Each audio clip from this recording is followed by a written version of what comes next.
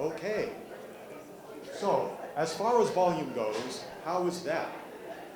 Is it not too terrible, the volume? All right. Good.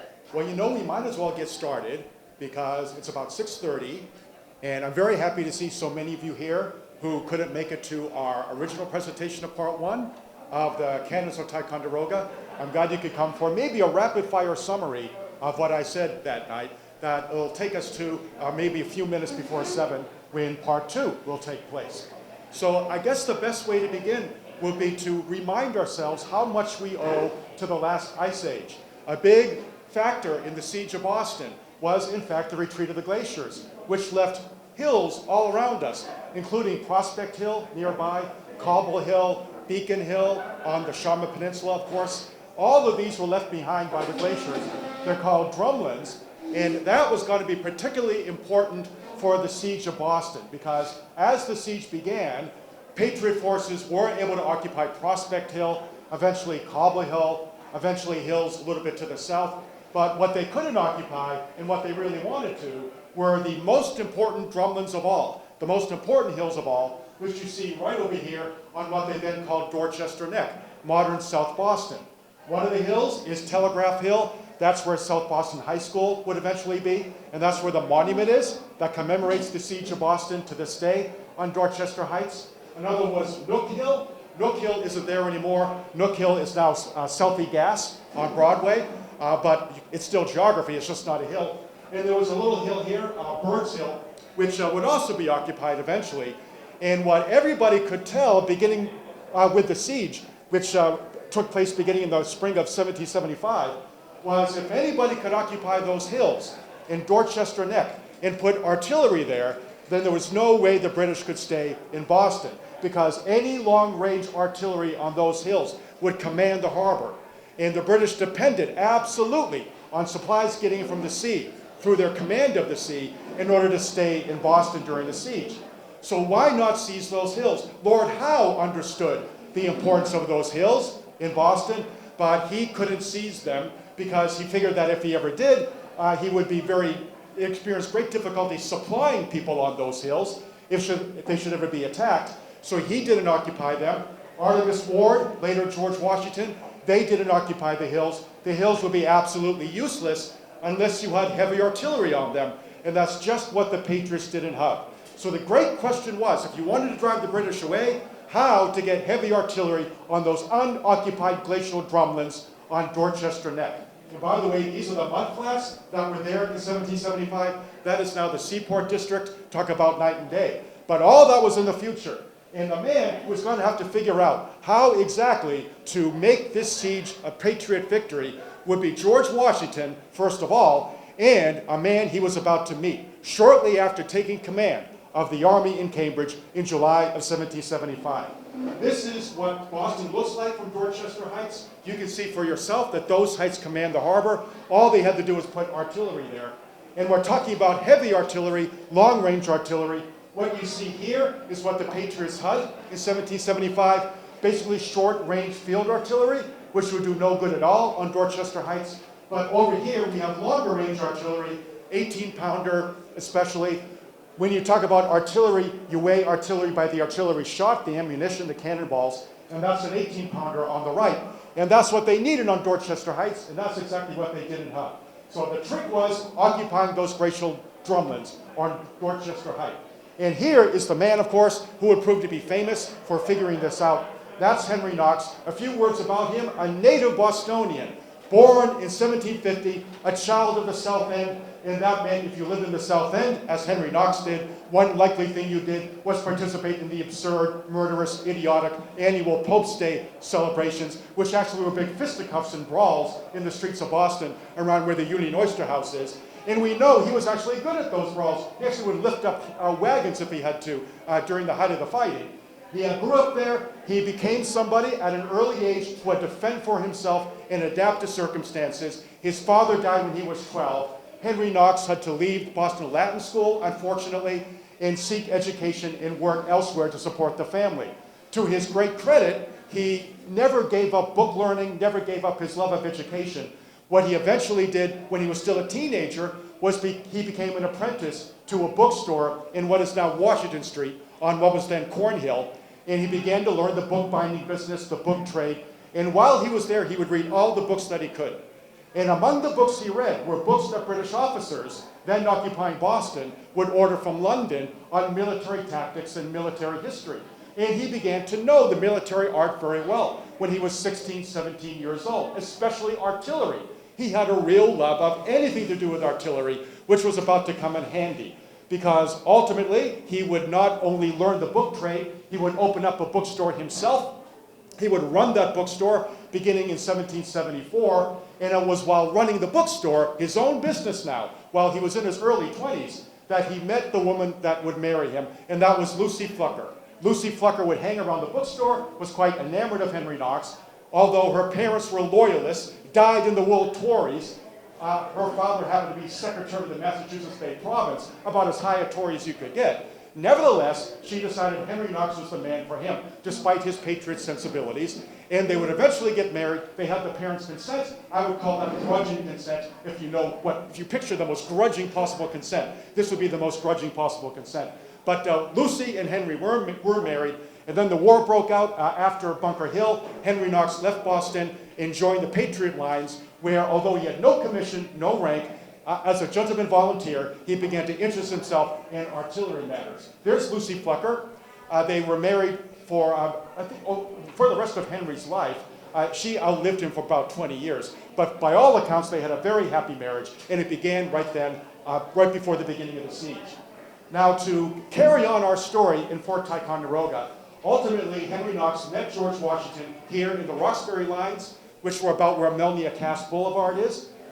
Washington was quite taken with Knox. Knox probably mentioned to Washington, we can take Boston quickly if we can just get artillery on those heights. But where is the artillery going to come from?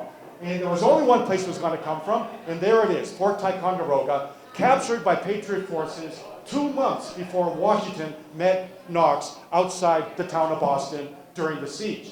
And therein lies the story. How was Ticonderoga taken? We see where Ticonderoga was on the famous military route from Montreal all the way down to the Hudson Valley. Very strategic place indeed during the great wars of contest between the French and the British. But it was now and had been since 1758, in British hands. The problem was it takes 400 men to hold Ticonderoga, and as of 1775, the British only had 42 in the fort, and they were invalids, which only means that half of them were not fit for any active duty. Maybe hanging out in the fort, but nothing in the field. So Patriot forces, knowing that, understood Ticonderoga was ripe for the taking. And if that could be taken, think of all that artillery that could be taken ultimately maybe to Boston. Not just from Ticonderoga, but from Crown Point, a little bit to the north of Ticonderoga. And we have some Crown Point here, people who are happy that I just mentioned Crown Point, which was also going to be taken by Patriot forces. So they never get any love, Crown Point. Everybody thinks about Ticonderoga, but not Crown Point. So to rectify that situation, to Crown Point. This is our first drink of the evening. Go ahead, Crown Point. Well, who was going to take Ticonderoga? This is, remember, before Washington and Knox even met. The fort was taken in May of 1775, and it was taken largely, here's where Ticonderoga is, where the river from Lake Champlain eventually comes down to join Lake George.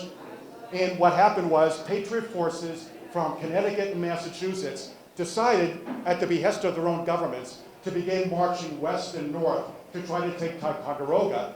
And they got to this place here, the Catamount Tavern in Vermont, and there they met a bunch of Green Mountain boys who had the same idea at about the same time.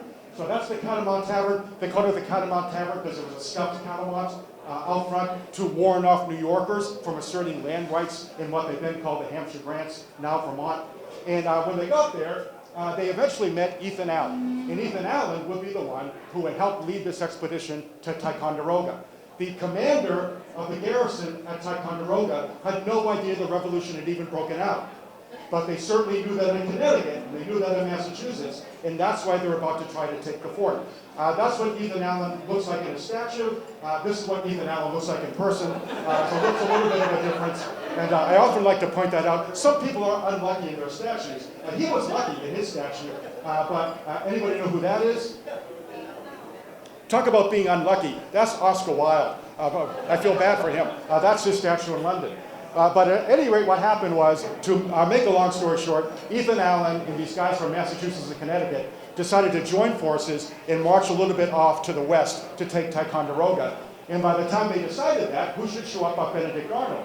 Benedict Arnold and Ethan Allen never in their lives showed any moderation at all. But yet, in this one circumstance, they decided to cooperate. We'll share command, and we'll go take Ticonderoga.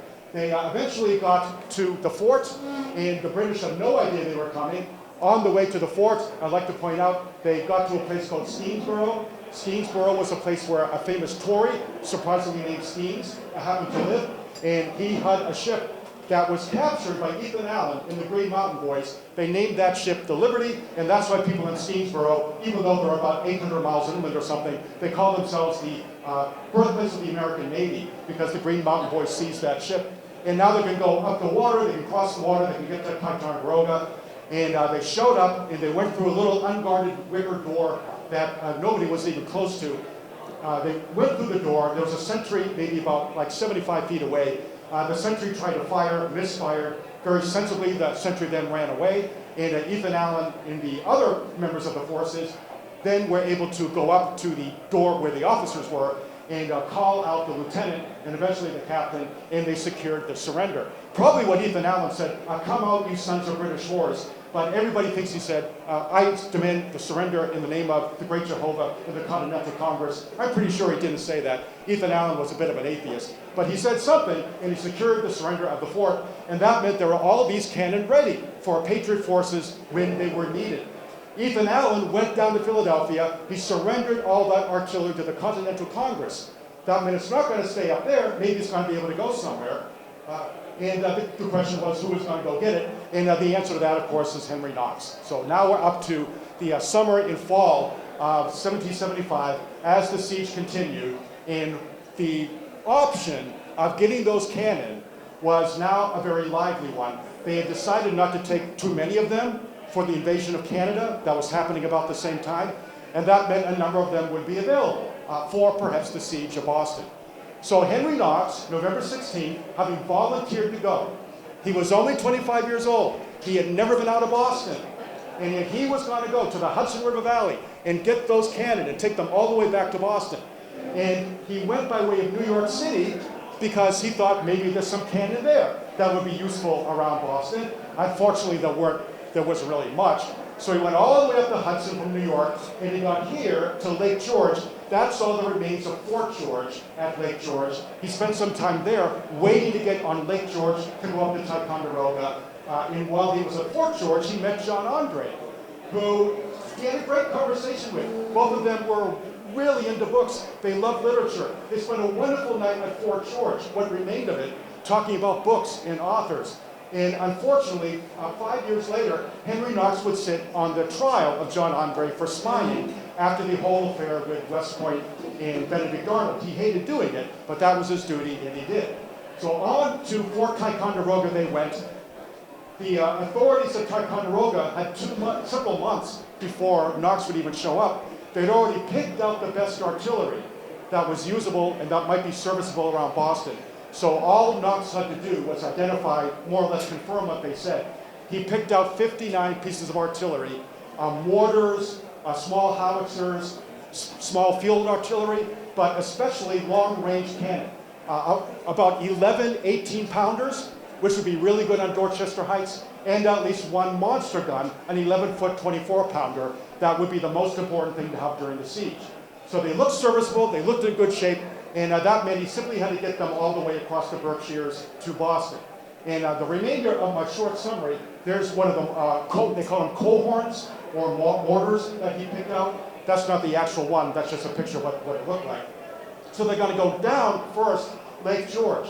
And that sounds really easy going down Lake George. But now it's December of 1775, and Lake George was becoming icebound. There was ice on both sides of the lake. And the last thing they wanted to do was try to push any cannon down Lake George in the ice. They needed to get there on ships while you could still navigate Lake George.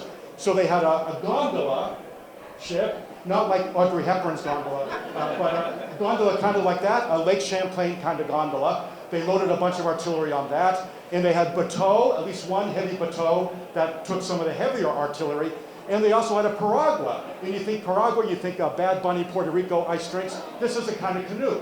And the canoes would handle the smaller things. So they got down Lake George, and this is one of the hardest parts of the whole journey. The wind is blowing in their face. They're exhausting themselves trying to row against the wind. It's freezing cold, the snow is coming down. And they had to camp maybe 3 times on the way down Lake George, so something like 35 miles down the lake. But they eventually got to Fort George, and that's a canoe piragua. And now what they're going to do from there, at the tip of Fort George, is go cross country, and they're going to eventually get to Albany. And from Albany, that's going to be the second part of the presentation, all the way to Boston.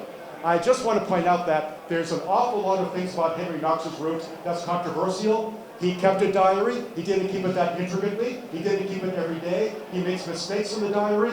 We are, for the past about 200 years now, engaged in a small cottage industry, trying to figure out where these cannon went and when they got there and what exactly he had. But we do know enough, I think, to postulate this. What he did for Lake George was make a big mistake first. He had hired this contractor who turned out to be no good and wasn't there when he should have been. He needs oxen, he needs horses, he needs teamsters. Didn't look like they were going to be there when they needed to be. And the other thing was this guy was charging too much. And that might have been all she wrote. But luckily, Henry Knox had the good sense to go to Albany before anybody else was going to get started from Lake George.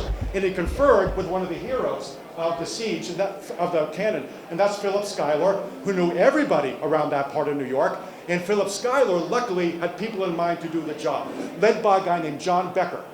And John Becker knew teamsters that he trusted. He knew how to get the horses. He knew how to get the oxen. He knew how to put the sledge together that should actually put the cannon on as they made their way, hopefully, in the snow and the ice, wherever they needed to go. And just like that, Becker got everybody up to Fort George, and they began the route. Now, the route is a little bit strange. They didn't make the hypotenuse of the right triangle. You think they might do that, but the terrain that way was much more difficult.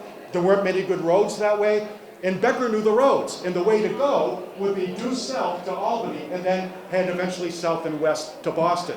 Notice what they had to do.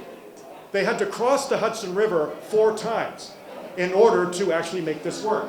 So that meant they took the road down to Glens Falls, crossed there, and based upon the way I put things together, they also crossed here. And then they went this way on the eastern side of the Hudson. And then they crossed over here, crossed the Mohawk River, and then they got to Albany that way. One of the controversial things about the entire story is we do know that cannon went into the ice, broke through the ice on the rivers at least once. When did that happen? Some people say on the Hudson. I think it was on the Mohawk River. But wherever it happened, they were able to get that cannon out because they didn't want to lose one artillery piece if possible. What now followed, beginning late December into New Year's Day and very early January, was the course of what became known as the Noble Train down that part of the Hudson River, ultimately to Albany, where Henry Knox was almost everywhere at once. In heavy blizzards, he made at least 2 trips to Albany to make sure everything was organized correctly. There were times when he had to get off his horse and just fight his way through the drifts because the horse couldn't make it. Then he'd be back with the Noble Train and talking to the teamsters. And the way things worked, it was very well organized. They didn't go in one single train. They went in 5 separate groups called serials to make things more efficient and to make sure that if one party was delayed, that maybe wouldn't affect the others. And that way, over the course of late December, early January, they finally got to Albany. And from Albany, they would now be ready to make the rest of the trip across the Berkshires. And I did want to point out that Henry Knox, with all that education he had, learned something really useful. Because what they were always worried about was, first of all, not enough snow, and you really want snow to move those sleds on. And the other thing they were always worried about is once they cross the rivers, what happens if something goes through the ice? It happened once, why didn't it happen more often than that? And the reason was Henry Knox had done his reading. And he knew that if you're worried about ice on the river, what you do is you cut a hole at night in the ice when it's really cold, and you bring some water up in the liquid part of the river below the ice, and you spread that around the surface, and what happens is it freezes, it makes another layer of ice, and that makes it stronger. And that's how you get artillery across the ice. He learned that, and that's why things weren't as bad as they otherwise could have been. And that's how they eventually, with Schuyler's help, got to Albany. That's the statue of Philip Schuyler. which has been removed because Schuyler, for all his talents, was a slave owner, judged not to be appropriate, of course, anymore, in front of Albany City Hall. But if you do want to see statues in Albany, there's Nipper. And that means it's the 10-minute mark before 7 o'clock. So what I'm going to do now, that we've left Henry Knox in Albany, is I'm going to take a little break for 10 minutes, wait for other people to get here, and then we'll begin at 7 o'clock with the rest of the story. How did they get from Albany to the Berkshires? Thank you. Okay. Thank you. Yes. All right. Well, good. Thank you all for coming tonight, helping me unite the three things I love most: beer, Somerville, and high explosives. This will be something that I hope that we all enjoy, where we pick up the story where we left off in January of 1776 in the course of the Noble Train, ultimately from Ticonderoga to Boston. Keep in mind that the name Noble Train comes from a letter that Knox himself wrote to Washington, telling Washington not long after they left Lake George that he hoped to present him soon with a noble train of artillery, and that's why we call it the Noble Train. Before I begin in earnest, I want everybody to make sure that you're aware of the merchandise table in the back. We have some beautiful glasses for sale. I hope you'll all take up the museum on its offer to perhaps buy those glasses. They're being shown you now very capably by Carol Merrill down there in back. So let me now begin with the second part of the story. We left Henry Knox in Becker, who's the head teamster, and Philip Schuyler, who was one of the organizational geniuses behind this, commander of Patriot forces in New York, at Albany. And of course there, they got across the Hudson River one more time, the fourth crossing of the Hudson River for the Noble Train. That is a little bit of what Albany looks like, and that's the route they're about to take. And the danger now in Albany that day, now we're talking January 7th, 1776, was that there was a bit of a thaw. And they were worried that maybe the ice wasn't as solid as it should be. As a general rule, if you want to cross something heavy on a river, let's say it's a car or something, you need a good 8 inches of ice, of surface ice between the liquid and the surface. And they weren't quite sure they had that, but Knox gave us everybody his trick about building up a little more surface ice. He did everything he needed to, and when the time came, they began to cross the river. He could have waited around for colder temperatures. Colder temperatures were on the way, but he didn't think he had the luxury of time. And the reason was that nobody knew that Howe had already decided to evacuate Boston. He decided to do that all the way back in the fall. He understood, as anybody did who looked at a map, that if you wanted to reconquer North America, if this was actually a war, as it was looking to be, Boston was not going to be your base. Boston is way up here in the Northeast. If you want to reconquer America, the place to be is New York, where you can start and you can separate New England from the rest of the colonies, work your way that way and work your way that way, as the case may be. And what Howe wanted to do is wait for reinforcements in the spring. And once reinforcements and shipping had arrived, he was going to leave Boston, go take New York, and then undertake the revolution from there. All he was waiting for was the spring, reinforcements, and more ships. But Washington didn't know that, and certainly Knox didn't know that. They thought time was of the essence. We've got to get the cannon to Boston. We've got to break this siege. So they couldn't wait around, not in Albany. And so they began to cross the artillery across the Hudson River, maybe about 3/4 of a mile where we're talking about. And everything went okay at first. And I'll probably advance the slide here. Oh, no, I better not. Everything went okay at first. They got most of the artillery across the river, little over half of it.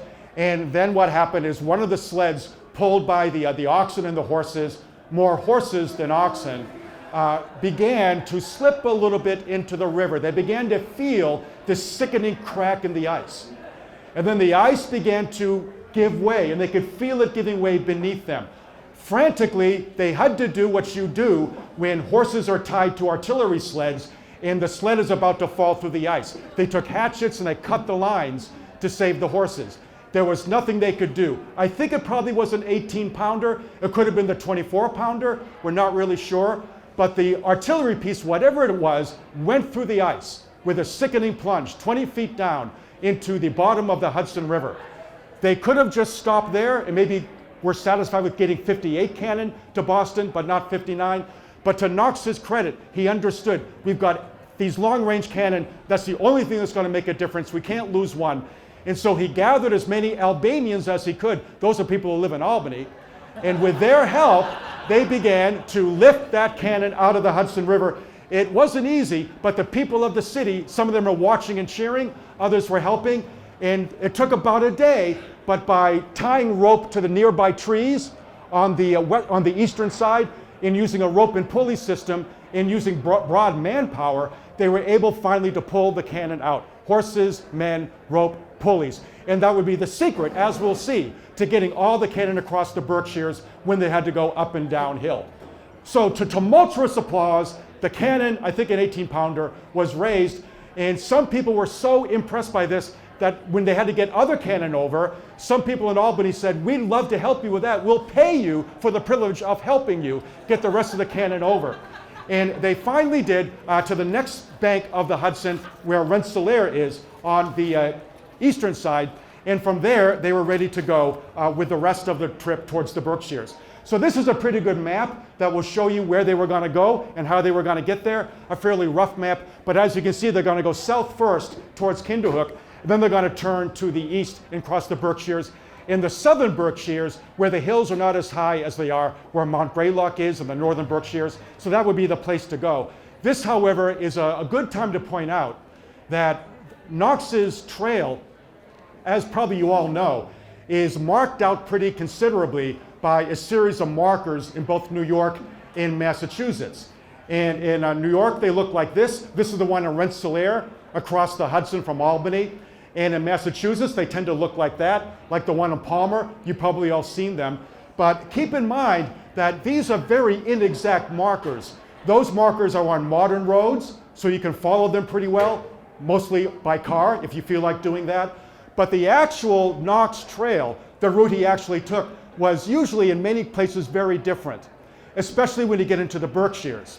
And I'll say a little bit more about that later. But just keep in mind that what Knox was about to do in following these roads was partly to take roads that are now modern roads, but also partly to take roads that have largely disappeared, now characterized sometimes by boggy land, sometimes by trees and forest cover.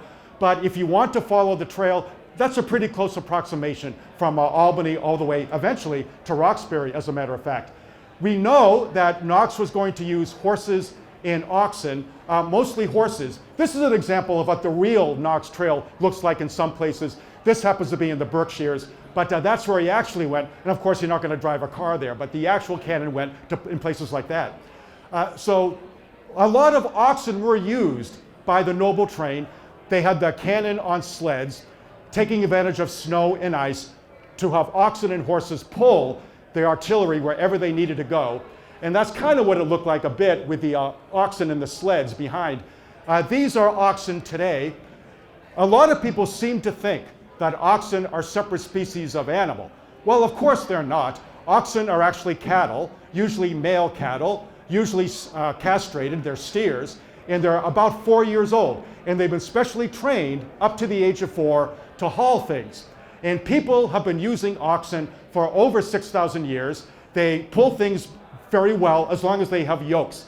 Yokes, that's a kind of a bad thing for people. We don't like to be yoked. For oxen, it's a lot easier to be yoked in order to carry anything.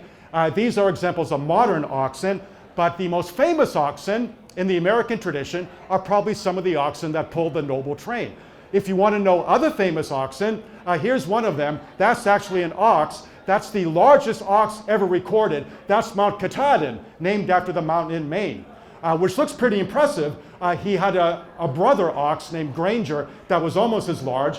And I think that's still the world record holder for largest ox that we know about in the early 20th century. That's Mount Katahdin. But these days, the Guinness Book of World Records for biggest ox today in the whole world, as far as we know, is right here in Massachusetts, out in Cheshire, in the Berkshires, and that's Tommy the ox. Tommy the ox is taller than me.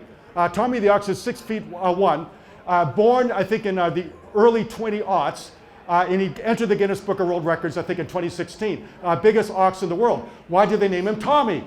Well, you might know why they named him Tommy after Tom Brady. And I was wondering, why would anybody name an ox after Tom Brady? And then I saw the statue. He looks like an ox. So, of course, that would be an appropriate name for an ox.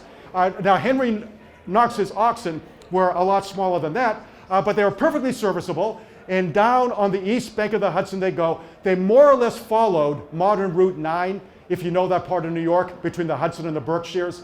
So down Route 9 they went in a little bit around January 8th. They got into Kinderhook. Still a very attractive village. The same crossroads where it is now is where it was then. I like to think they paused a little bit north of Kinderhook and had a couple ales at the Quackenhouse Tavern, where there's a nice insignia commemorating the spot. But we do know they got into the Dutch village of Kinderhook, and then from there they went a little bit further to the south, and then they turned to the southeast, and they approached what is now Claverack, the big district of Claverack, not the town that's there now, but at least the district. And when they got to Claverack, then they'd have a pretty good view as they turned east towards the Berkshires of the Berkshire Mountains. A lot of you have been to the Berkshires. The Berkshires are not the Andes. They're a little bit shorter, smaller than the Andes. But keep in mind that Henry Knox had never seen an actual mountain. The tallest thing he'd ever seen was Blue Hill, which is about 600 feet. It's no mean hill. But he's seeing mountains for the first time, and I think he probably thought that was a daunting prospect. How are we going to get the cannon over the Berkshires? Luckily, he had the Teamsters led by Becker. Becker knew all about transport of any sort. He would have been much less fazed by this than Knox. But they did turn, and they did turn eventually due east, and they went through what is now the village of Ghent, which was not there yet because it's only 1776. We haven't had the Treaty of Ghent yet. That's 1814. So that was called something else. They got through Ghent in upstate New York, and then they got through Hillsdale towards the Massachusetts border. That's famous today as the home of Rogers Book Barn, a landmark if you want to buy used books. And then from Hillsdale, they crossed the Green River, the little roaring Green River, called the Green River because there were so many trout in it that it seemed to turn the water all sorts of fun colors like green. And they got across the Green River, and then it's time to get into Massachusetts. And the way they got into Massachusetts probably was they went through just a little sliver of Alford, right there on the border between Massachusetts and New York. And then from there, they would have gone to a place where they could be approaching Great Barrington. At that part of the trip, a lot of this route is conjectural or lost. The rail markers, the trail markers are by Route 23, which some of you may have driven on near Great Barrington. But the actual road probably was a little different than that. The actual road probably was this military road that Lord Jeffrey Amherst commissioned and helped put together back in 1758. And that wouldn't have been much of a road even in 1776, but it was something, and I think that's probably the road they followed. So through Alford they went, they got through that little sliver of Alford, and I think that same day, now it's about January 10th, Henry Knox decided to climb the nearest hill, the mountain. He wanted to know what mountains were like, but I think he really just wanted to look around. And whenever I think of Henry Knox on this trip, I remember he'd never been out of Boston. This was his first road trip. Of course he was curious about everything he saw. So he got up to the top of the mountain, and what he said at the top of the mountain was, it seemed like the entire earth was arrayed before me. And this is the Berkshires. He could say Great Barrington, but the entire earth is a bit of an exaggeration, but it shows the impression that this new experience meant to somebody of great curiosity, anyway, like Henry Knox. So up to the mountain he went, and then down the mountain to help the noble train get through Great Barrington in points to the east. It's important to point out, you probably been looking at him too much, that the place where they were now in the Berkshires, approaching the southern Berkshires and getting into the mountains, was heavily contested until just after the Revolution. Massachusetts had claimed everything to the Hudson, New York had claimed everything to the Connecticut River, and only after the Revolution did they finally settle the fact that the Berkshires officially belonged to Massachusetts. But we all know that New Yorkers never gave up. They've been trying to colonize the Berkshires ever since, as anybody who travels there in the summer can attest. But nevertheless, that was Massachusetts territory.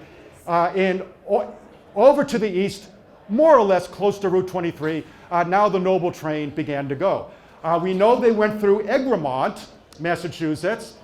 Egremont in the Berkshires, we think, was named after the 3rd Earl of Egremont, and I wanted to show you the 3rd Earl of Egremont. His distinction is that he had 15 mistresses and 43 children. And almost all those children were living at his house at the same time. So he was called the loudest house in England because he had all those children. And Egremont was named after him, we think. So they got through Egremont, Great Barrington, all these Berkshire towns you're familiar with. And when they had to go up a hill, a major hill or mountain, as they often did, this after all is the Berkshires, they're not going to be able to avoid mountains. What they tended to do was something that Knox knew about, but especially Becker. Becker knew what to do. So rather than having the horses, which mostly is what they had, and the oxen laboring against the slope, pulling that heavy artillery, some of these sleds weighed about 5,000 pounds up those hills. What they did was exactly what they had done to get the cannon out of the Hudson River. A cannon, by the way, that they nicknamed Albany ever since because of the help of the people of the town. What they did was they would unhitch the horses and the oxen from the sled, and then they would attach the rope, many lengths of rope, to the trees on the mountain, and then they would attach the rope to pulleys, and they would attach the rope back to the sleds and have oxen and horses pull the rope at the other end. And that would make it easier to do because the rope and pulleys, where the trees were, around the trees, would make that hauling much easier than it ever would have been. Because if they hadn't done it that way, there would have been a much bigger problem with horses and oxen slipping on those slopes, and especially slipping on the slopes on the way down. The ropes and the pulleys had to be used on the way down. The last thing anybody wanted was for artillery pieces to come sliding down the hill uncontrolled because something had happened with the rope in the livestock and the horses. So what they would do is do the same method on the way down to slow down the cannon in the sleds as they made their way on the downward slope. And to make sure there wouldn't be anything going out of control, they would line the bottom of the sleds with twigs and branches just to slow things down so that they could, in a measured, controlled way, get down the Berkshires. So that's what they came to do up and down the first of the southern Berkshires, and a part of Massachusetts used to be called the Greenwoods, which is where they were now. And then they got into a little community still in the Berkshires, which back then was called Loudon. And Loudon was named after this guy, Lord Loudon.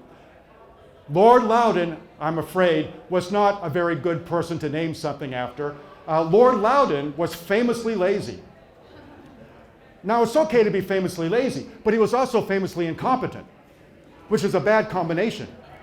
And it was said by many that his proper name shouldn't have been Lord Loudon, but Lord Always Ready to Begin, because he never quite began anything on time. And a friend of Benjamin Franklin said he's so lazy that the only way to compare him to anything was the St. George the Dragon Tavern signs, always on the horse but never moving. And that was Lord Loudon. His main claim to fame as commander of British forces in North America in the early days of the French and Indian War was in supervising the beginning of the siege of Louisbourg, as we Bostonians pronounce it. Rather than have the men begin to surround Louisbourg, he had them planting cabbages, just in time for the French to reinforce the place and make it impossible to take. And Lord Loudon was what this community was named after. Lord Loudon, and I'm not exaggerating, once made an entire British fleet wait in Portsmouth for 2 weeks because it couldn't finish a letter. That's Lord Loudon. So naturally, at the place where Lord Loudon's namesake was, the residents of that town eventually decided to change the name. And we have people who know all about it. They changed the name to Otis, and that became Otis, Massachusetts. Otis was named after Harrison Gray Otis, who was just as greedy as Lord Loudon, but a lot smarter and a lot more energetic. Harrison Gray Otis, which they named Otis after, is the man who was on a committee with the state of Massachusetts to decide where the new state house was going to go. And he thought it might be a good idea to put it on Beacon Street because secretly Harrison Gray Otis had just bought a bunch of land on Beacon Hill, which skyrocketed in value, made him very rich, and that was Harrison Gray Otis. Well, of course you want to name a town after him, and that's Otis to this day. Up and down the Berkshires they went with the rope and pulley system. Henry Knox was very impressed with Becker and the Teamsters. he said at the time in one of his letters, one of the few letters that he wrote, that it seemed almost a miracle that they could get up those slopes and down the slopes as easily as they did. But they did, January 11th, 12th, into the 13th, up and down the Berkshires, and ultimately they were making pretty good time by the 12th, and they got into Blandford. So let's now go to the next map. Oh, by the way, what's the other thing that Otis was famous for? Air Force Base. But they used to have a nudist colony. But I forgot the slide, so I'm sorry. But yeah, they used to have a nudist colony in Otis. Yeah, sorry about that. Yeah. Now, here's another map of the Berkshires, and they got, as you see, over the mountains on the left, and they got to Blandford, which is still there, of course, major town of the Berkshires. Blandford was not named after a person like Loudon was. It was actually named after the horse. No, not the horse. The ship that Governor Shirley came over on when he arrived in America in the early 18th century. So that's how we got Blandford, and they were actually making pretty good time. Things were looking up, but a little bit past Blandford, Becker had some bad news for Knox. And the bad news was that a lot of the men didn't want to go any further. These were New Yorkers. They had decided to go as far as Springfield. They were not far from Springfield now, but things were not looking positive, because right in front of them, if you look at Blandford, there's that big ridge, often called Westfield Mountain. And they didn't like the idea of dragging everything up Westfield Mountain and then down Westfield Mountain. They were already tired, exhausted. Maybe it's time to go back. You all know Westfield Mountain because that's the place when you go out to the Berkshires where you still see that really, really long uphill and all the trucks having blinking lights on the right lane. So that is not the best place to haul cannon. But Knox sat down with Becker, he talked to the men, he harangued them for 3 hours. He appealed to them. It's just a little bit more. Just get us to Springfield. I can hire more people in Springfield, but you got to get us over the mountain, Westfield Mountain. So finally, he persuaded them, and one thing that really helped was a local farmer named Solomon Brown came to the rescue with good, fresh oxen and more men, so that the hauling would be a little easier than it otherwise would be. So using the rope and pulleys, up Westfield Mountain they went. And there were times here when actually, unlike other places in the Berkshires, the slopes were not subtle and even not relatively steep, but there were places when they were more like cliffs, trying to get down the remnants of the road they were using. And when they got to something like that, they had to use a block and tackle method to laboriously take the artillery pieces and just drop them little by little down so they wouldn't be destroyed in some kind of accident. Now they were lucky that nobody was hurt using that block and tackle method, getting the artillery pieces down by rope down these cliffs, because at one point one of the heavy mortars did fall down a hill, careened down a slope, and they madly got out of the way of it. Could easily have crushed people, but they madly got out of the way of it, and luckily nobody was hurt. And that finally leads us to Westfield. They got into Westfield after Westfield Mountain was in their rearview mirror.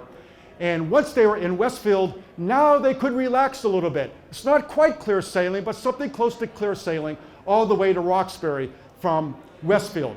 And they were in the mood to celebrate. So they got into Westfield, and the townspeople were there, plying the Teamsters with whiskey and cider. It's a bit of a celebration. They had never seen heavy cannon before. Nobody had ever seen a mortar or an 18-pounder. So they pled with Knox to fire off one of the cannon. And he hadn't fired anything since leaving Ticonderoga. But he decided to fire one of the mortars, 13-pounder. And to the great delight of the people of Westfield, he put some ammunition in there, fired this thing off, probably blanks if that's what he had. And they were very impressed by it, and that became known as Old Sow. That particular mortar, Old Sow. And here's a picture of what it probably looked like. That's a good 18th century 13-pounder mortar, and that's the kind of thing he was firing. Now, when I say Old Sow, a lot of you are a little bit confused. You hear Old Sow, and you don't think about mortars. What you're thinking about are whirlpools. That's Old Sow off Eastport, Maine, the largest whirlpool on the Atlantic coast. It is about 200 feet in diameter, and it was named Old Sow because the Dutch were the ones who found it. And Old Sow is something like Old Ring or something like that. I just made that up. But it has nothing to do with pigs. Although, interestingly, there's little mini whirlpools around Old Sow, and guess what they call the mini whirlpools around Old Sow? Piglets, yeah, they call them little piglets. Well, that's enough of that. So they were now in Westfield, about to go to Springfield, which is not very far. They're going to get to Springfield with no time at all. It's not going to take long at all. But before we leave Westfield, I did want to pay tribute to the one thing that Westfield was known for more than anything else in the 19th century. They call Westfield the Whip City, because Westfield is where almost 90% of all the buggy whips in the country were made in the 19th century. So I would like to propose a toast to buggy whips made in Westfield.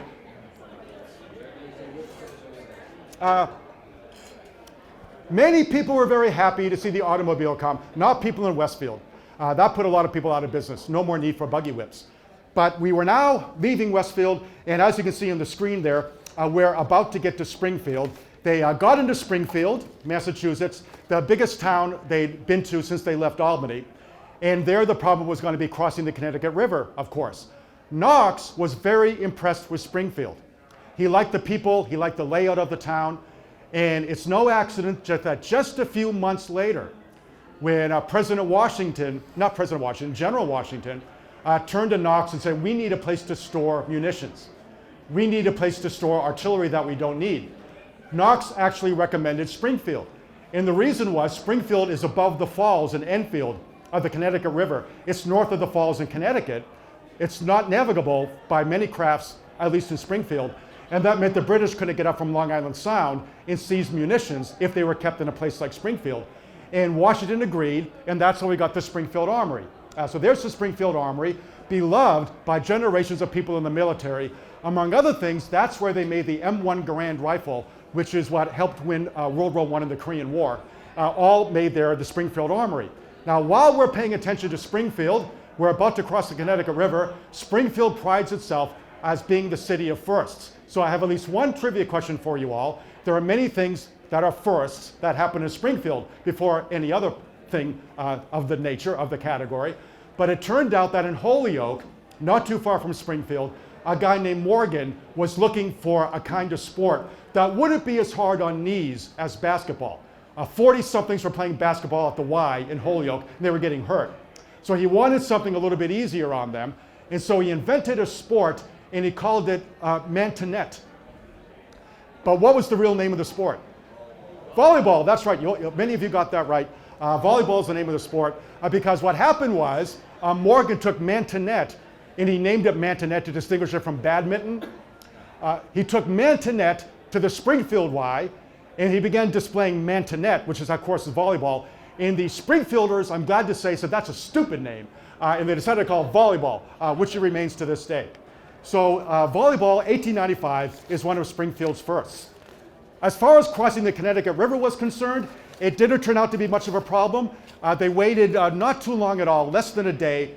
There was a thaw that had dissipated, and that meant the river was nice and frozen. So they crossed the Connecticut River, and they got into places like Palmer, Wilbraham, Spencer. They went right by where Spencer is, and then they were approaching Worcester.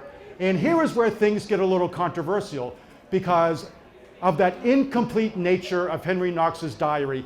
There are many accounts of what actually happened next. I think what happened was they got to Worcester, and then Henry Knox, about the 18th, rode ahead to confer with Washington in Cambridge.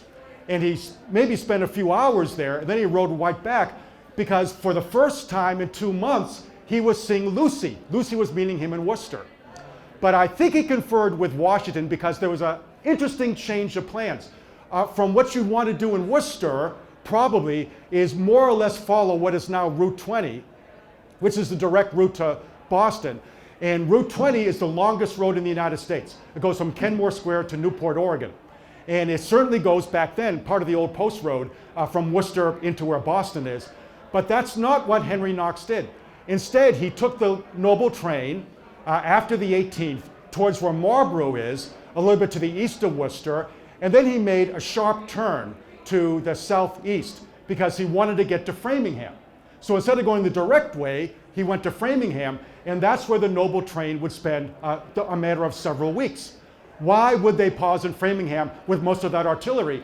And the reason was they had to make new carriages for the cannon, new wheels, new mechanisms, and especially new transportation for the cannon. And they needed the wood around Framingham. They needed craftsmen around Framingham. So to equip the artillery from Ticonderoga with good, new, serviceable carriages, they depended on the good people of Framingham, and that's where they stayed for the better part of 2 weeks. There they are, a little bit of a rendition of the Noble Train. And why do I have that screen up there? Because as it turned out, a lot of the artillery was kept in these barns while the Framingham people were working on carriages around Edge Hill Road, close by Old Framingham Common, now to the north of Route 9. And just to the south of Route 9 was a place where Henry Knox stayed and where John Adams stayed when he was on his way to Philadelphia and he wanted to see the Noble Train. And that was a place now at the intersection of Union Street and Maple Street as you go into downtown Framingham from Route 9. And just to the south of there, the place where they stayed was Buckminster Tavern. And just to the south of Old Buckminster Tavern is the headquarters of the Framingham Heart Study. And I bring up the Framingham Heart Study because we owe a great deal to it, of course. And Knox himself was somebody who really cared about learning, who really cared about science. And it's appropriate that we pay tribute to the Framingham Heart Study. 3,500 scientific academic papers have come from the Heart Study. 15,000 people have submitted questionnaires ever since the 1940s and periodic checkups to provide information about the cardiovascular system and heart disease. The very term risk factor that we use every day in epidemiology comes from the Framingham Heart Study. So if there was ever a thing to toast to, I say it's the Framingham Heart Study. So let's toast to that. Framingham Heart Study.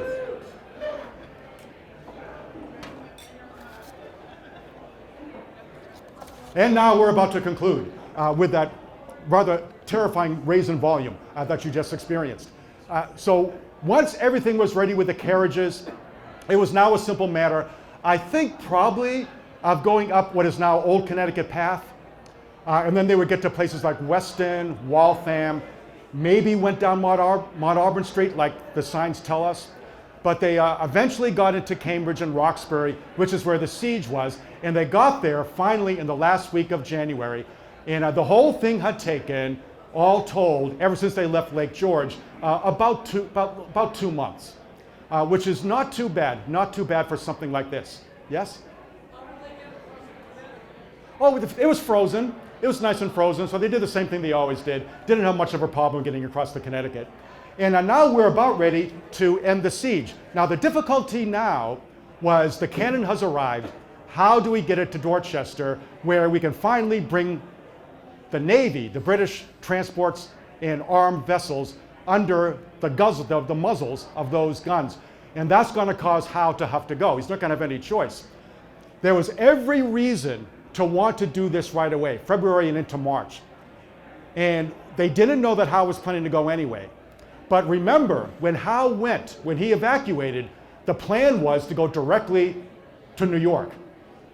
And if he had time, he could seize New York right away. That'd be a grievous blow to the revolution.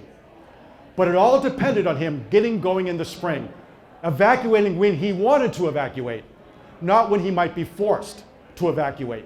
And while Howe's plans were unknown to Washington, nevertheless, there was every reason to go kind of quickly now. And there was another reason as well. It is now the winter of 1776. Boston was a shambles. The trees on the common were gone, taken for firewood by the British Army. They had ransacked stores, they had ransacked homes, they had taken what they wanted to. They left John Hancock's home alone because that was General Clinton's headquarters. But they ran roughshod over much of the rest of the town. Old South Meeting House was used as a common stables, the pews gutted, the place a ruin. And to make matters worse, what was going on in Boston was those who stayed in the town were routinely harassed. If they thought you might be signaling people across the Back Bay, which you probably weren't, they would take you and put you in a rat-infested, verminous jail where they'd feed you maybe bread and water if you were lucky to be fed anything. They'd harass you. If they didn't take you to jail, what they might do is make you get down on your knees and shout, "God save the king." until they fight like you, leaving you alone. People were afraid to talk to their friends for fear of being accused of collaborating with would-be spies. The place needed to be rid of the British, and that meant doing something reasonably quickly. But how were they to do it? Because the problem was, it had been a pretty hard winter, a pretty cold winter. And if they wanted to get the 24-pounder and the 16-pounder up to Dorchester Heights, the difficulty was obviously going to be that the ground was really hard. And to dig into Dorchester Heights, those drumlins, Telegraph Hill and Bird Hill, that was going to take a lot of effort. That could take days and weeks to dig entrenchments in ground like that in February and March of 1776. So they had to do something different. They had to improvise. This entire story of the transport of the cannon from Ticonderoga was a story of knowledge and improvisation. Knox, Becker, all those who went all the way to Springfield from New York, all those who took over in Springfield, residents who would take everything all the way to Boston, they were based upon their own knowledge about what to do, but they had also learned things as they went along. And Knox had his own knowledge about the right way to make rivers more frozen. And we have another example of this when the Patriot forces were faced with this riddle. How do we get the cannon up there properly entrenched so that if Howe decides to attack, he will face entrenchments and not people out in the open trying to defend those hills the best they can? And the man who now enters our story is eventually going to be him. So to give you the situation again, they only need to get the cannon up here on Dorchester Neck. And that's another example of what the harbor looked like. And that's where the ground was frozen, difficult, and that's where they had to have some other idea about how to protect themselves. Luckily, on the scene was the assistant military engineer of Washington's army, and it's that guy, that's Rufus Peckham. Or Putnam, I should say. Rufus Putnam. I kept thinking about Peckham because I just talked about a case today in which the judge was actually Rufus Peckham. It's not fair. But this was actually Putnam, Rufus Putnam. And the thing that distinguished him was that he was self-taught, he was used to improvising, and Washington gave him the task. Putnam, assistant chief engineer, how can we protect those guys taking up the cannon at Dorchester Heights? And he decided to read about it. He'd read up on it. And went over to General Heath, because he knew General Heath, one of the commanders around Boston, had a book. And the book that was just sitting on General Heath's table was a book called Attack and Defense of Fortified Places. And this is actually true. Putnam said to Heath, "Can I borrow the book? I'd like to read up on this." And Heath said, "I never loaned out books." And Putnam said, "What are you talking about? Can I just borrow the book and read a little bit? We got to get cannon up to the heights. We got to figure this out." So Heath grudgingly allowed Putnam to borrow the book. And Putnam, in late February, actually began reading the book. And he found out about a kind of fortification that was prefab fortification. And what I'm talking about is this. So what he read about in the book were what are called chandeliers. Now you would never know those are called chandeliers, but what they are these timber frames, as you see here, and you would take fasci sticks, great bundles of tied together sticks, and you will put them together in the compartments made by the timber frames, and you have a bunch of dirt, anything else that you can fit in there, hay, and once you put those together with all the firewood you could find to make those fascies, these could be carried anywhere you wanted to carry them, and they could be put in front of the artillery, and that would be at least a serviceable prefab fortification before the ground was ready to be dug in. And he thought this would work. And in late February, he began putting people to work making the chandeliers. And they were finally ready to go by early March 1776. If the British found out what was going on, they could send some troops over to Dorchester and maybe disrupt the whole thing. Ever since Ticonderoga, nothing about this had been secret. Nobody cared about making the artillery secret from the British. There were plenty of loyalists in places like Kinderhook, but nobody tried to fend off prying eyes who might get word back to Howe. How could they get word back to Howe? He was under siege. And as far as we know, he knew nothing about that artillery until the day he finally looked up and saw it. So how was the artillery going to get there? Well, in the dead of night, they got everything ready, and Washington gave a special order to the troops at the end of February: do not play cards, do not roll dice, do not jeopardize your soul at this time. We need heaven's help for this. So they got that order, and then what they did beginning in early March, March 2nd, is as a diversion, before everybody was ready to go up Dorchester Heights, they had the existing batteries fire from Prospect Hill, Caldwell Hill, in Lechmere. And the idea was to create a racket that would draw the British attention. The bombardment didn't do much damage. It was never intended to do any damage. It was intended to focus British attention not towards Dorchester Heights to the south, but off on the other side across the Back Bay. So for 3 nights, the bombardment went on. And on the 3rd night, under a full moon, unfortunately, the men got ready with the chandeliers and 350 ox carts to pull everything that had to be pulled up to Dorchester Heights. Not just the cannon, but shovels and whatever else they needed. And to make sure maybe that the British couldn't see them from across the way in Boston, they put all these big haystacks up right by the road to Dorchester, now basically Broadway, so that the British couldn't see what they were up to. And then on the night of March 4th, as silently as they could, with bits of twigs, branches, and dirt and hay around the wheels of the ox carts to deaden the sound, everybody began to move with the chandeliers in the cannon up to Dorchester Heights, led by a guy named Thomas, General Thomas, who studied in Medford, right across the river, our sister city. And Thomas led them up there, and all through the night they put the chandeliers in place. All through the night they figured out if they could do any digging. They did it. They couldn't do much, but they did what they could. And so, on Boston Massacre Day, as the sun came up on March 5th, Howe took a look at something he wasn't expecting to see: fortified hills on Dorchester Heights. What Knox and Washington had talked about in July of 1775 was now a reality. They'd done it. And what Howe famously said was that his entire army could never have done that if you gave them 6 months to do it, or something like that. And now patriots had done that overnight. And now Howe had a decision to make: to preserve honor, and maybe to wait out until his reinforcements could get there so he could do what he wanted to do and go to New York. Howe thought the only thing to do was go on the attack. They weren't dug in terms of entrenchments. They had those chandeliers out there. Howe thought maybe this wouldn't be a second Bunker Hill, thought maybe he could take those entrenchments. And so he got them together, he got forces together under Lord Percy, the man who had led the relief expedition towards Lexington in April of 1775.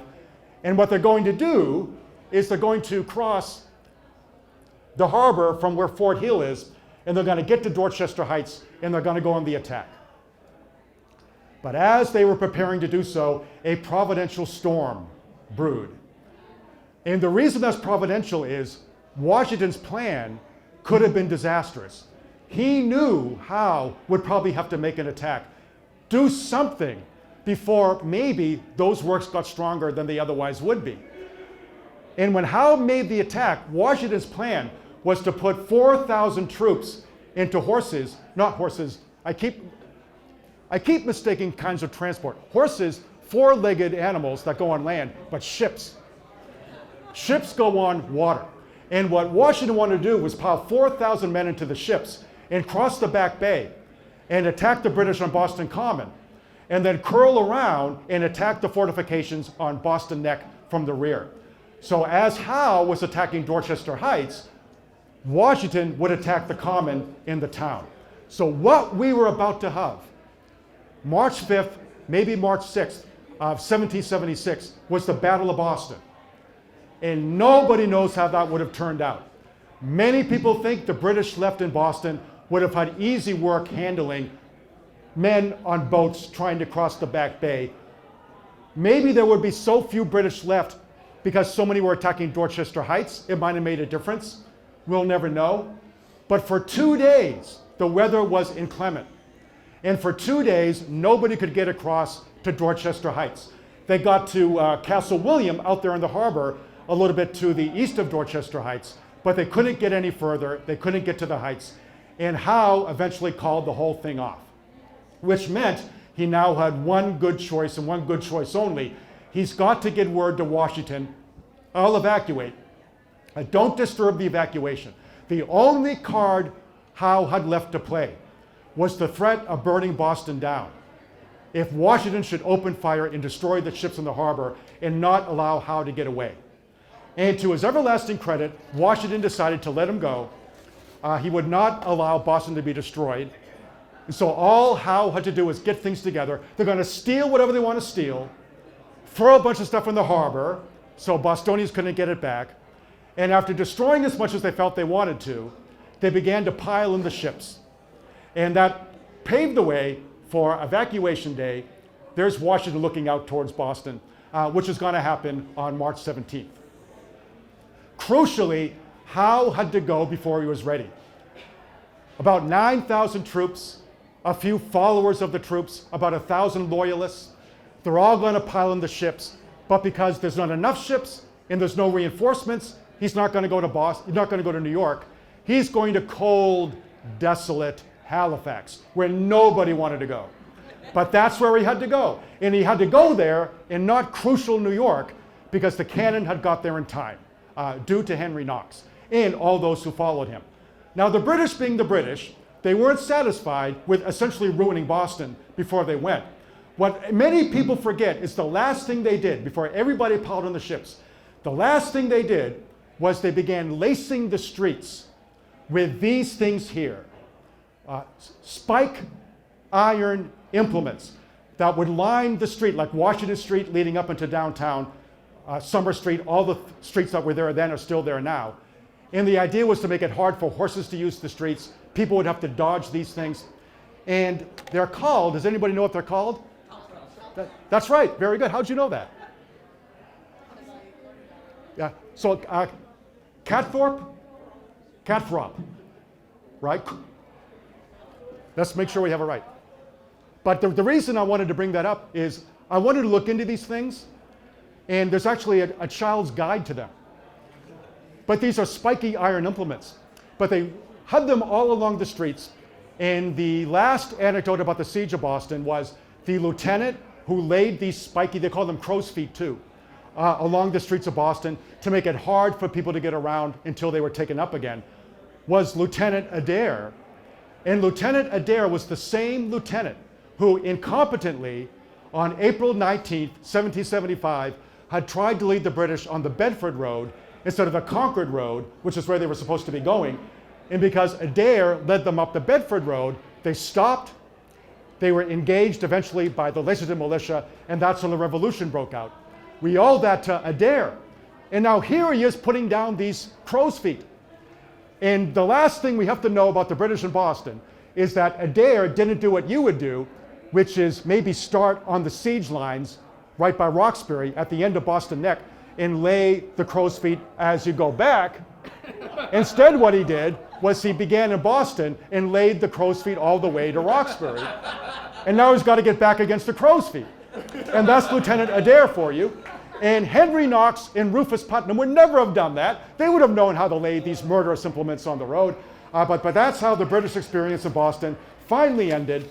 And now on March 17th, the great day came. Our last slide probably. There's the evacuation of Boston. John Winthrop had arrived across from Charlestown in 1630. The British Empire had been there ever since. And now it came to an ignominious end with this senseless act of cruelty and stupidity. And when you talk about cruelty and stupidity, that sums up the entire British policy towards North America ever since 1763. It is appropriate that that's how they left Boston. And I say, and I hope you'll join me, good riddance. And to Henry Knox, and here is our last toast. Thank you very much, and I'll send you off now. And I'm sorry for confusing ships and horses. But these things happen even to the most experienced lecturers. They're very, very similar, as you know. So it could happen to really anybody. Now we have somebody who knows a good bit about Henry Knox. Would you like to say something? I do. This is Jennifer Dorson. Some of you may know Jennifer. Go right ahead. Hi, everyone.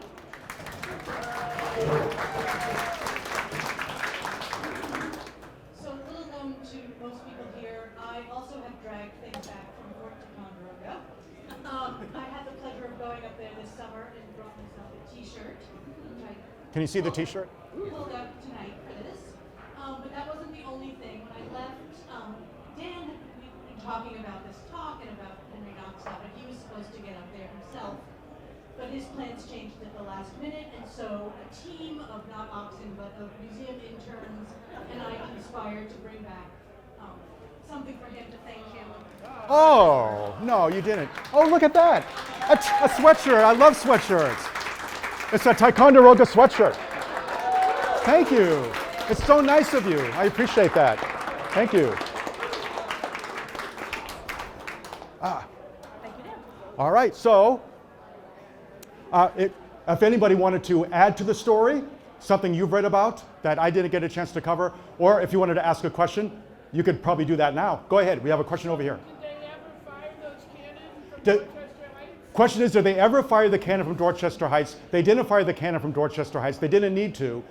There was a bombardment, and the bombardment came from the other side of the bay. That was at a time when Washington was really hoping the British would just leave. And they didn't want to waste ammunition. In case they weren't going to go, he didn't want to waste ammunition. And so cannons were not fired from Dorchester Heights. But there's always been a controversy, and Jennifer knows all about this. Did some of the cannon from Ticonderoga go right down the street to Cobble Hill? And she's done research on this. I've done research on this. It's very frustrating. Historians who write about it, secondary source historians, they often say that some of the cannon was on Cobble Hill. But I can't find any primary sources that say that. It's very frustrating to read about Henry Knox because the primary sources are contradictory sometimes, or they don't exist. But I don't think she's giving up. So if she figures that out, I'm sure she'll let us know. Yeah, go ahead, back there. Yeah, I moved, but once again, I believe it's March 17th, Yeah, not St. Patrick's Day. March 17th. We declared again evacuation day. Yes, Used to be a holiday. that's right. So maybe 15 years ago. Yeah, March 17th was made a. It's one of the most important days in the entire revolution. I'm I would like to point out, though, when the mayor signed evacuation day into law, he signed it in green ink. Yeah. Now I'm trying to think who did that. It wasn't Mayor Curley, was it? I think it was Curly. Because I thought it was my favorite mayor, Mayor Patrick Collins, who was the second Irish mayor of Boston, who was the victim of an anti-Irish mob when he was growing up in Charlestown. And he decided that he was going to study hard. He went to Harvard, eventually became one of our diplomatic corps in England, became a great success. I thought it might be him who made it a holiday because of St. Patrick's Day and Evacuation Day. But you might be right. It could be Curly. Okay, we have a question all the way in the back. Yeah. Oh. That was a problem because the way those hills are, they're more than 100 feet up. As it turned out, and Knox had some understanding of this, British naval fire could not get up to the summit of the hills. They could hit the side of the hills, but they could not make a difference to where the cannon were. Now, if they could have, that would have been a totally different story. But they couldn't. The elevation wasn't going to be right, not based upon where they were. So that made the whole project possible because of that. Now, Knox went on to become not just a colonel in Washington's army. He heard about the commission as a colonel when he was in Springfield, and that was the first word he had of it. He'd been waiting for it for months. This entire trip from Ticonderoga, he was a gentleman volunteer. He had no official commission, but he finally got it, and he became a general, eventually became, after the Revolution, the highest ranking officer in the United States Army. He should always be remembered not just for this, but for what happened in the first week of January, 1777, when Henry Knox sighted the cannon along a place called Sunpeak Creek outside of Trenton. And by sighting the cannon where he was, he held off Cornwallis for the better part of a night, and he saved Washington's army and he saved the Revolution. Because Washington got away, fought the Battle of Princeton right after that. And he eventually, of course, became not just Secretary of War, later the Defense Department, but still our longest serving Secretary of War, 10 years. Eventually he died, 1806. The story is that he got an infection from a chicken bone in his throat.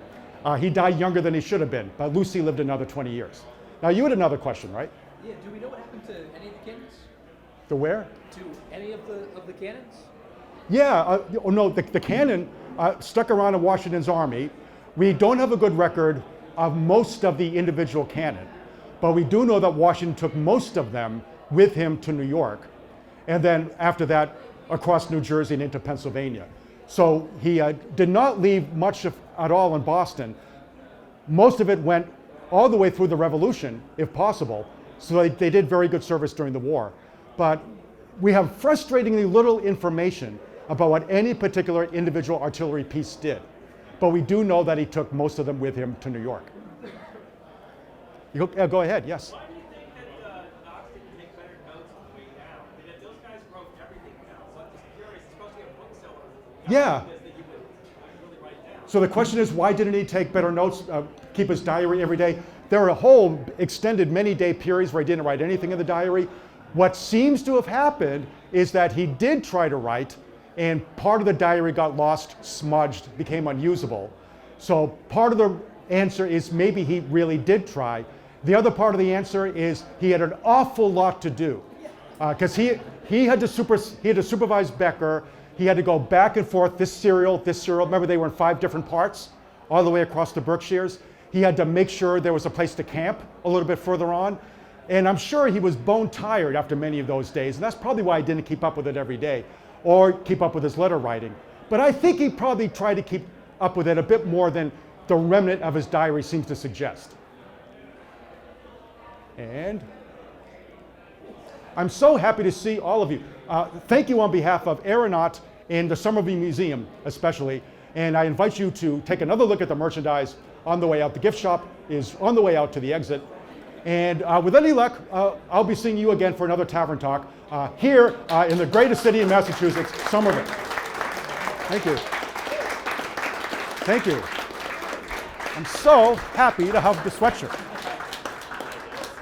Thank you. What is your next talk? Well, because of the 250th anniversary, I've been doing them almost every month. But I think it's going to quiet down now because we're in a lull for the revolution.